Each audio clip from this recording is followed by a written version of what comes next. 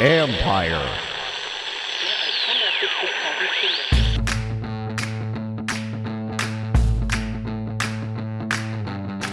Hello and welcome to my podcast. Do me a favor, subscribe to the John Common Report. Wherever you get your podcast, you watch it on YouTube, like button, subscribe button, you know the deal. If you want to find us there, go to Empire Media, AMPIRE. Always much appreciated, especially when this team is 1-2 and you guys are frustrated, and I don't blame you. I'm going to get to my conversation with ESPN's Todd Archer in a few minutes. I'm combining two podcasts or two shows into one, the Dallas preview plus my keys and predictions, which I'm going to get to in 1 second. But stick around for Todd because he's got some good insight into the Cowboys, stuff that you need to know as we get into Sunday's game. And it is a big one for the Commanders. Listen, you can recover from a 1-2, 1-3 start even, but they need this to get you guys back, to get that fan interest back. If you want to get people coming back out to FedEx Field, you better go down there and win this one, because that's how you get fan interest. It's not by doing anything other than changing the product on the field, especially changing the product on the field. I know other stuff has to change, but on the field, you've got to change it there too. You got to get them back. That's why this game's big. Yeah, you could go on. Listen, they could lose this game, go on and win the next two, and they're 3-3. But this is the game that can get the fan interest back. They're going down and winning in Dallas. So let's get to my three keys, and then we'll get to my prediction, and then we'll stick around for Todd Archer because he has some really good insight on a team that you need to know about. First of all, the first key is help Carson Wentz. The first key and the second key are kind of related, but I'm going to start with helping Carson Wentz. And you can do that in a couple different ways. One, identify the coverages right away. Give him those clear pathway to the coverages through alignment, through motion, etc. Because you're going to need to know if you want to run that quick game. Limit that thought process. Know what you have right now at the line of scrimmage. So that way, if you want to run the quick game, you know this side's zone, that side's man, this is zone, this is man, whatever. I'd help him identify the coverages through alignment, simplify that part of the game for him. Quicker passes. This is going to be easier said than done because there were a couple times last week and even against Detroit where they did want to throw some of those quick passes and they were taken away because of alignment. For example, if you're only rushing 4 and getting pressure, you're going to be able to drop 7 and take some of those away. And that's especially like a team like Dallas. And they're going to know that Washington's going to want to run some of those quick passes. But I do think you're going to need to do some of that, even if it's 4 yards. Get Curtis Samuel on some of those. But Dallas's corners can play aggressive behind this front. That's something you can do too. It doesn't have to mean short passes, just means quick passes. So if you can get guys to win quickly at the line of scrimmage, you can get some downfield shots off of a 3-step drop, 1, 2, 3, boom, get it down the sideline. They are aggressive. They do use safety help pretty well, but you can try that. And I think that's something you're going to have to do to get rid of the ball. Don't become a sitting duck. Carson Wentz has to play a smart game from the pocket as well, knowing what your line has been doing or not doing, knowing what Dallas's line can do. So he's got to help himself, but they can help him by calling some more of those things, getting him into a groove. Don't sit there. Don't start running play action right away because you have to show that you can run the ball effectively. Also, marry those concepts, make the run look like the pass. You got to sell the play action the play action fakes. If you're the line, the way you come off the ball, the backs, the way they carry out their fake, you've got to sell it. If you don't, Dallas is just going to tee off. And then don't let it all be about Carson Wentz. That means the run game, folks. One of the things that I'm going to get to this in a minute about what the coaches have to do this week, but the way this team needs to find an offensive identity. And we know they have really good skill talent. We saw it in that first game, and it's still there. And I do think they can keep building with that group. And it should be a fun, exciting group as the season progresses. But I think you need to start to run the ball with a little bit more physicality and establishing that a little bit more. Last year, you go back to last year, when they had that 4-game winning streak, which has become like this, it's just something to always go back to because I think it shows what they can do or what they need to do. That was coming off a bye week. During that bye week, Rivera went to Scott Turner and they talked about running the ball more. Earlier this week, Ron Rivera talked about wanting to be a better run team, wanting to run the ball more.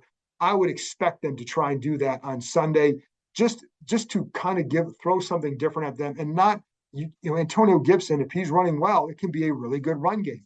And then you can get to some other stuff. Then you can spread and run with McKissick. Then you can run some of the stuff with Curtis Samuel out of the backfield, et cetera. But I think you're going to want to try and get that done. Now, Dallas can take that away.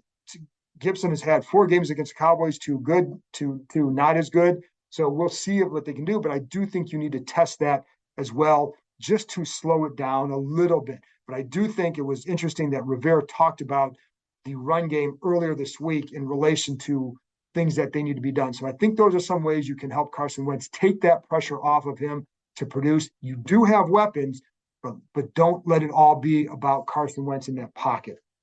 Number 2, and that goes to number 2, protect the quarterback. That should be the number 1 thing, and I should have put that first. It's not in any particular order, but this is an important one for obvious reasons. When you've been sacked 15 times in 2 games, well, that, of course, is very important.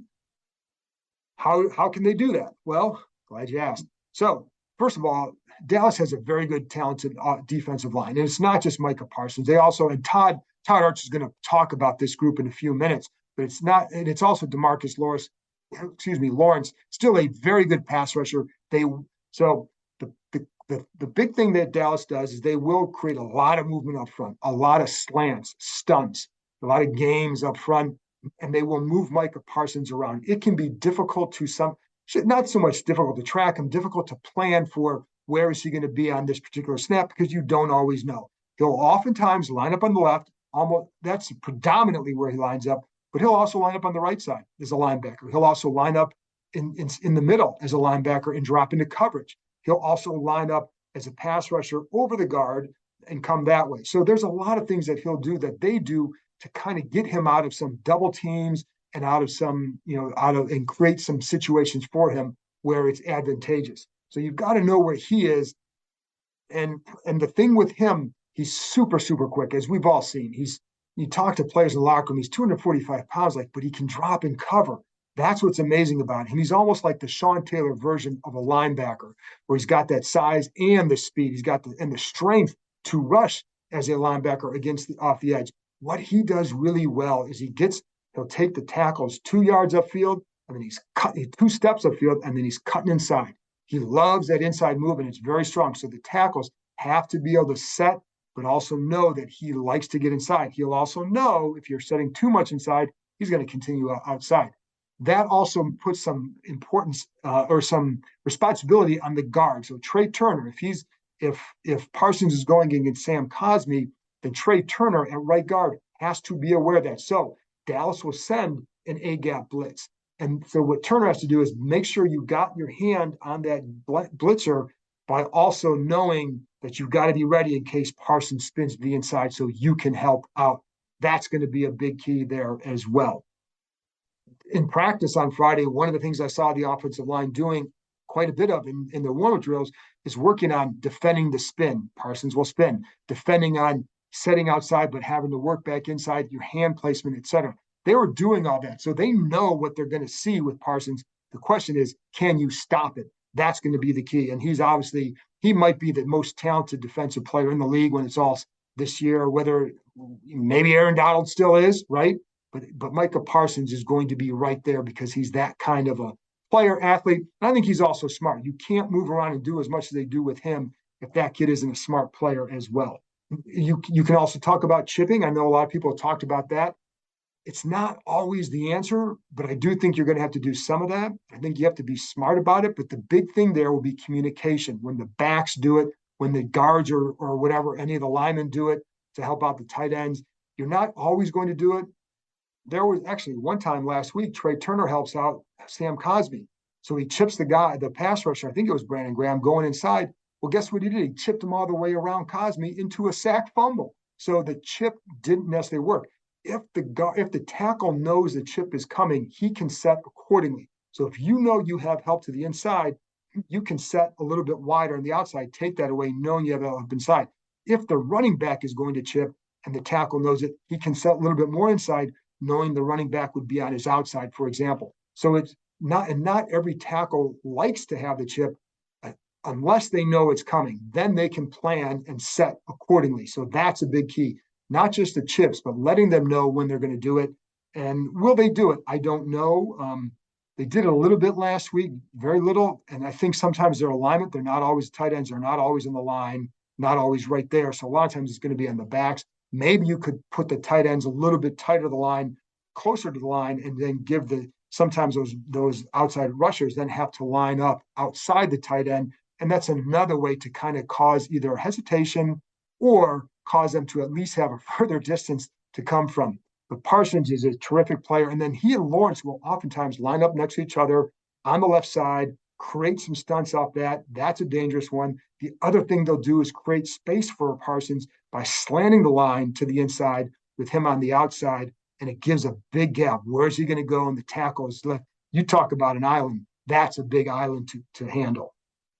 But that's what you got to do. You got to protect Wentz, because my fear for this game is if they don't protect him well, it's going to be a very difficult game to win, because now you're looking at possible sack fumbles. Wentz under duress has not been as good.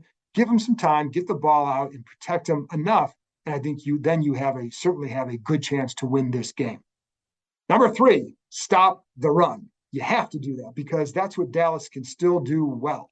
And this is what their offense is built around: running the ball, play action, and then Cooper Rush not making a lot of mistakes. Stop the run. That means Ezekiel Elliott, but he's not getting 20 to 25 carries a game. As he and Tony Pollard are their run game. And I think, that's so if you take that away, get him into obvious passing situations. Guess what? Dallas is 27th in the NFL on third down in offensively. Cooper Rush on third down passing, 7 for 21. And it doesn't matter if it's third and short or third and long. He's bad on third down passing. Get him to that down, but it starts with stopping the run. They've been okay at times. I'd say certainly a mixed record this year with that. The way Jamin Davis and Cole Holcomb played last week with that front should give you some confidence that they can do that. This is a different style of offense, though. They're a very different style. And this is more a power run game, and they like to play action off of it. So you've got to be aware of that, but they've got to stop the run. Dallas has a young tackle in Smith, the rookie from Tulsa. He can take advantage of the pass game. Jason Peters in the pass game too. He's older. Those guys are big in the run game, though, and that's why if you can take that away and get them into obvious pass sets, then I think you can have some success. And that means, I think one good thing for Washington this week is their defensive line is healthy. The only guy out for Washington this week right now is center Wes Schweitzer. And they have Nick Martin going in. That goes back to my earlier stuff about protection. I actually wonder if Nick Martin, while I don't know how good he is right now, I do think he's got more experience at center than Schweitzer. So perhaps identifying a lot of the fronts and coverages in the games that might come might be more of what he can do, because he's got more experience as a center and can read more things. So I wonder, is he as physical as Schweitzer? Probably not. I don't know how good he'll be as a pass protector, but I know in terms of identifying, it's something he's always had to do. That's kind of deviating. Let's get back to the run. Because one thing, you have to worry about if you're Washington is that play action pass. And it has hurt them in this style of offense in the past. And I think with Michael Gallup is expected back, I think he could play, sounds like maybe 10, 15 snaps maybe, but he's got the speed to hurt. And CeeDee Lamb can hurt them too. Because of that, one thing I would actually consider in the pass game is using Benjamin St-Juste more as your second outside corner along with Kendall Fuller. I don't know if he'll do that. It's something I would consider, because William Jackson has not played well enough to warrant just automatically starting. He's got to play better. And I think St-Juste has shown that he's had a good spring, summer, and start to the season better than Jackson. And I think that's something, would they do that? I don't know. But one thing they like is that 3 safety set, and it gives them some versatility. And I think if you're going to do that and you want to get your best corners on the field, I think you got to get St-Juste out there more. So I know that's a little bit not talking about stopping the run, but if you're not going to stop it, you got to worry about the pass, right? But I think if you do those 3 things, this team has a good chance to win. That brings me to the prediction time. This game to me is a referendum on the coaching staff. You've got to come out here. We've seen the problems the last couple of weeks. They've got to be able to adjust quicker in games and throughout the week. This becomes a chess match now. Can you play that chess match? They've got to do it with starting this week. You got to do it every week, but I think after the last couple of weeks, you definitely have to show it this week. This will be a big mark as to who the staff is and wants to be. I think there have been some good things that you can see. Like there were plays last week where I'd say, oh, wow, if you give Carson Wentz more time, that's a big play to Terry McLaurin. There were two of those where in the first half, and one of them was a shallow crosser. It's just that it was a slower developing play. Good play on paper, good play if you block it up, but you got to block it up. So can this group block it up? And then are you giving too much confidence in what you think Andrew Norwell and Trey Turner can do at guard? Or are you going to adjust and say, listen, I've got to give them more help to get to that point where now you're keeping them off balance. And that's when you can start calling some of those slower developing plays because now you've established some confusion with that front. So that's why I say the coaching staff needs to come through in this one. I know the players got to go make plays. Always big on that. But I think this week, this is a coaching staff game. You got to go out there and prove it. I have all week has figured I'm going to pick Dallas in this one because I just don't like this offensive line against this defensive front. For some reason, I kept saying, what should I pick? What should I pick? I'm like, you know what? I think in the NFL, weird things happen. I think this is going to be one of those games. I don't have a great feeling for saying that. My confidence level on that is probably about maybe 50.5% in going the way I'm going. But can you see Cooper Rush guiding this team to 3-1? I don't think so. I think this team is better than 1-3. So I think that's kind of why I'm going there. And, maybe it's just more of a, hey, let's see if this narrative changes. This is one of those, this is the NFL. But my concern would be, and I'm going to pick Washington 20-17. My concern would be Carson Wentz turning the ball over early, and then all this stuff is out the window because then the game goes a completely different way. You got to get ahead in this game. You've got to make Rush play from behind. And if you do that, I think you can have success. And then a week from now, we'll be looking at 2-2 going into Tennessee. Anyway, that's it for me. I'll be back after the game with Nikki Jabala from the Washington Post, dissecting this game, win or lose. And there you go. So I'll talk to you next time. But before you get there, here comes my conversation with ESPN's Todd Archer, talking about the Dallas Cowboys, insight into Micah Parsons, Cooper Rush, and all that good stuff.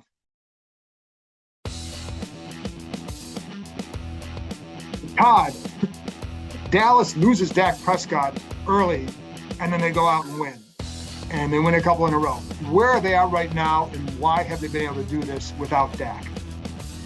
Smart, efficient football. Cooper Rush isn't making any mistakes. The running game has been solid, very good to solid, I guess. With Pollard, with Zeke Elliott, the offensive line's playing better. He's only been sacked once in his 2 starts. So this is kind of a formula you have to follow when you're not playing your starting quarterback. I'll be interested to see when Dak comes back, if they stick with this script a little bit. And, this is we might have talked about this in the offseason, but this is a really good defense. This isn't a defense that's just getting by. So that this is a complementary football team, as Mike McCarthy likes to say. And that's what they're looking for here and have been for a long time. It goes back to a lot to the run game for them. Yeah, Jerry said it in the offseason. Everybody kind of mocked him. This offense goes through Zeke, and all that is like, oh yeah, really, you're going to run an offense through your running back? That makes a lot of sense. But in a lot of ways, even when Dak has been at his best, it's been a good portion of it about the running game and what they've been able to do. And Pollard has ripped off 2 big plays the last 2 games. He's done a good job. Zeke is off to a good start. He's not getting the carry or the workload that he has in previous years, but he's still been effective and a guy who's wearing down defenses. You can see it. And then that allows him to use play action, take some shots. And Cooper Rush is he's not afraid to put it down the field. He don't ask me how many yards he threw for on Monday against the Giants, but he could have had about 130 more yards in that game if CeeDee Lamb holds on to 1 ball, makes another catch, and if Jalen Tolbert makes a catch for him on 3 deep shots. So they're being timely with how they're using the play action game and getting the ball down the field. And, the run game is kind of driving this thing for them. They're in for 178 yards between the 2 running backs last week. How surprised are people with Cooper Rush? I mean, I know they have him around for a reason, but he's also on practice squad. So how surprised are they with what he's been able to do? Yeah, I'm writing about this for later in the week about just how basically lucky the Cowboys are because they've done nothing but try to replace him. They cut him in 2020, in May of 2020, after they signed Andy Dalton and drafted Ben DiNucci. They brought him back after the Giants cut him from the practice squad with Garrett Gilbert. Gilbert does a good job in his 1 start.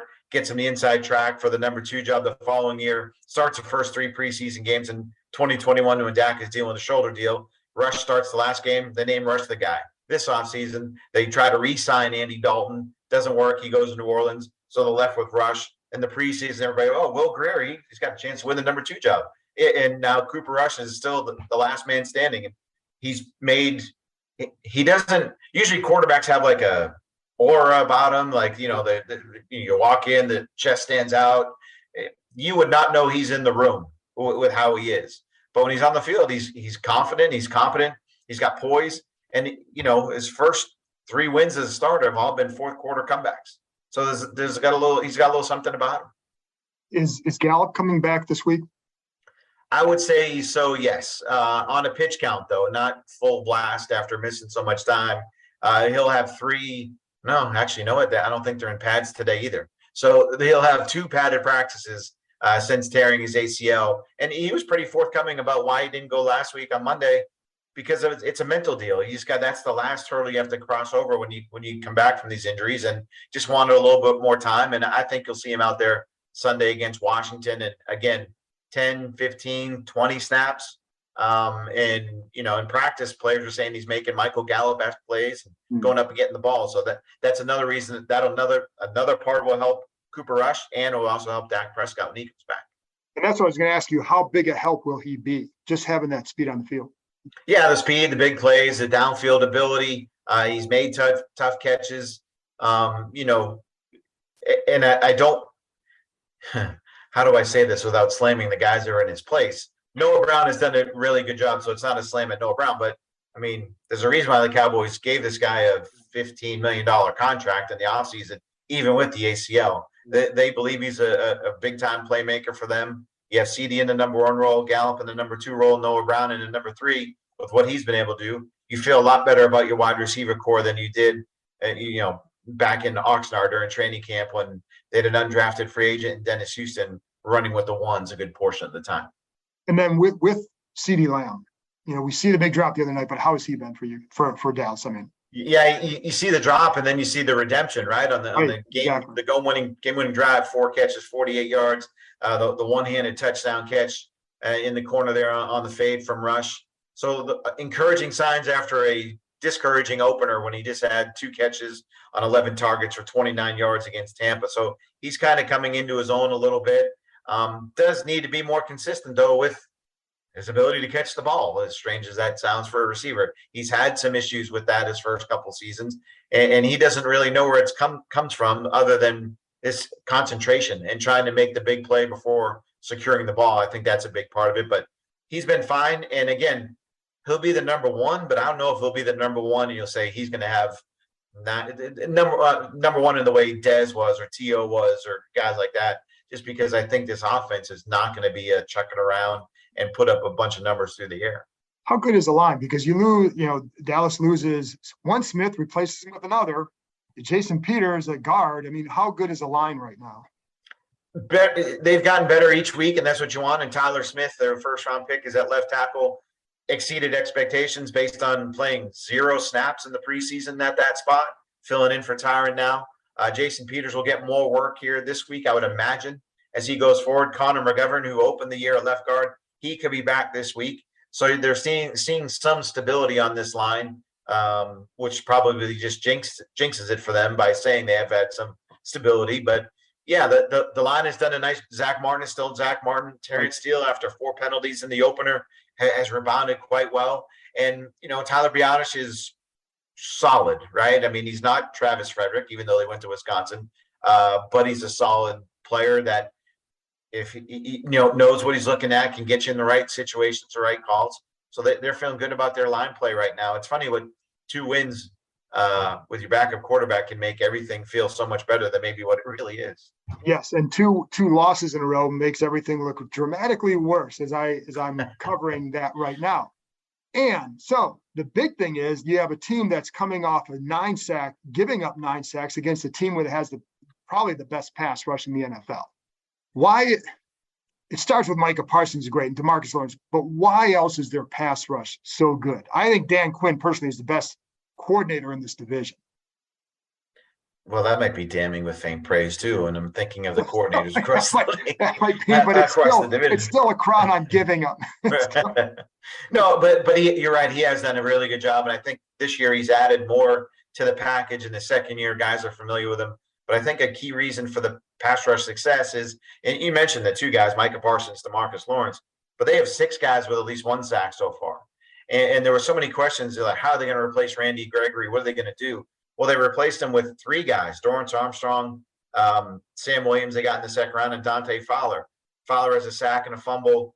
Dorrance Armstrong has 3 sacks already. He had a career high, I think, 5 last year. So they can come at you with multiple guys and with depth and versatility.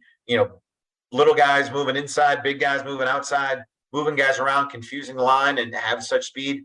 But Parsons is the X factor on all of this thing because of how they can move him around and just how I've seen fast guys and I've seen strong guys. He plays faster than what he is, and he plays stronger than what he is. That I talked about how lucky they were to get Cooper Rush. John, these guys were lucky to get Parsons because if either one of those corners, Surtain or J.C. Horn, are available, that was their pick. They were not taking Micah Parsons, or at least going to be a very good conversation down to the wire when they're on the clock. So, but yeah, Parsons has been outstanding, and even when he doesn't have a sack like against the Giants, he impacts so much about protection schemes that it opens up things for other guys. He also, because what they do a really good job of creating one-on-ones for that group up front too, with the looks they get pre-snap and all that. And he also is so dangerous because he's really good rushing inside, and they create space for him to do that. That's why I say I really like what they do defensively. I mean, how surprised are they by the success that kid has had in just a year and change? No, they couldn't have expected the sacks that he's had, right? I mean, but surprised, I don't know. I think once they got around this guy early on, and remember, he didn't even play football his final year at Penn State. But surprised, I think, might be too strong of a word. Somewhat pleased that he's further along than they knew of. But ever since he got here, they just keep adding stuff to him, and it's never a point where he has to say, "Hey, that's enough. I can't handle all that." They keep giving him stuff, and he keeps excelling at it. So he's okay. We'll give Aaron Donald's the best player in the NFL defensively just because he's done it for so long here. Who's not? Mike Parsons has to be number 2, right? And the funny thing is, Todd, that people don't realize that he drops into coverage too. He's got to know all that. He's rushing from the right. He's rushing from the left. He's rushing inside. He's over the guard. You know what I mean? But that takes a lot of, and you brought it up, it takes a lot of knowledge as well. But I think people think he rushes every down, and he doesn't. And, it just shows his skill level. Yeah. And they have Anthony Barr that they signed. They have Van Der Esch back. So that allows them some freedom to move him, to put his hand on the ground or to rush from the edge because they feel really good about their other linebackers to free him up that way. And Van Der Esch has a sack. Barr has a number of pressures. He can play that Micah Parsons role and move Micah back off the ball and do some things that way. So this is where, Dan Quinn deserves a lot of the credit for what he's been able to scheme up and devise for this defense. And, there was no way they were going to match their takeaways from a year ago just because it's impossible, right? I mean, you're not going to go, I think it was 34, 35, whatever it was. You can't think you're going to average 2 takeaways a game the way they did a year ago, but they're better defensively overall, and they've only allowed 1 touchdown in each of the first 3 games. So this is a defense that is trending to be the best that the Cowboys have had since I've covered them since 2003, which means we're old. How much do you think they're looking forward to facing this front and then a quarterback who, can do damage at times, but also is not as good as he once was at escaping the pressure? Right. He can do damage both ways. He can do damage against the defense, and he can do damage against his own offense by just, not getting the ball. I'll go to something that Parsons said about Joe Burrow entering week 2 after he got beat up by Pittsburgh in the openers. Like, you're not going to see that 2 weeks in a row. Now the Cowboys got Burrow 6 times in that game. Right. I'd have a hard time imagining that the Eagles. I'm sorry. See, I've got Wentz and the Eagles still in my brain. I have a hard time imagining that Scott Turner is going to say, "Okay, we just need to roll out the same protection scheme that we've had, and we'll be fine." And after giving up 9 sacks to Philadelphia. Correct me if I'm wrong. Most of those sacks came on 4-man rushes. It wasn't even 4-man rushes and a lot of one-on-one situations lost. That's the problem for them. It was as much about guys just losing at times, guys just losing battles, and a couple times Wentz not getting rid of the ball. And so to me, it's you go quick game, you get it out of your guys' hands, you get to your playmakers on the outside, and make plays that way. And if you're going to take some shots, max protect. That might not be what you ultimately want to do, but they're going to have to. You can't just let these guys tee off on your offensive line. And I think that's kind of how the Cowboys will have to anticipate it will be after giving up 9 sacks last week. So last question, Diggs and the secondary, how has he looked? I mean, he had a great year last year, seems to continue to improve. Yeah, he had his first pick last week against the Giants. He probably, if this was last year, he would have had 3. There were 2 other instances where the ball was in his hands and he just somehow didn't make the play, which was strange. But he's played well. Anthony Brown, their other cornerback, has played well. Jordan Lewis is doing a good job in the slot. And they've not had Jaron Kearse, their leading tackler from a year ago, the last 2 games. And their safety play has been really good with Donovan Wilson, 11 tackles and a sack last week against the Giants. Malik Hooker's really kind of taking some ownership in the back end as well as the other safety moving into a full-time role this year. They feel there's not a guy on that defense that I'll look at and say, man, they got to get more out of that guy. They're kind of getting everything you'd expect out of everybody. There you go, Todd. I appreciate it. I look forward to seeing you Sunday and the pregame spread at Jerry's World. Always enjoy that as well. I'll save some mac and cheese for you. Thanks, Todd. You got it.